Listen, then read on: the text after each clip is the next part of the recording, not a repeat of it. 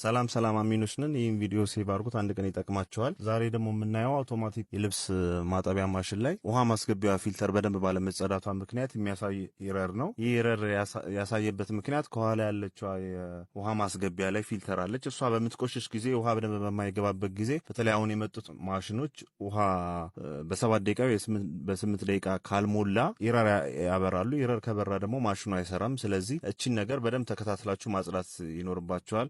አሁን የምታዩት እዚህ ጋር የምታዩት አልጌ ይዞ የምታዩት ፊልተር አልጌ ያዘበት ምክንያት ከታንከር የሚወርድ ውሃ ነው እና ታንከሩ ላይ አልጌ ስለነበረ ገና አዲስ ማሽን ነው፣ ግን ቶሎ ነው ቀዳዳውን የደፈነው። ይህ ቀዳዳው በመደፈኑ ምክንያት በ7 ደቂቃ ውስጥ ውሃ ባለመሙላቱ ኢረር አሳይቷል። ይህ ኢረር ደግሞ ማሽኑ ኮምፕሊትሊ እንዳይሰራ ነው የሚያደርገው። ስለዚህ ተከታትላችሁ እቺን ፊልተር በማጽዳት ይህን ችግር መቀነስ ትችላላችሁ።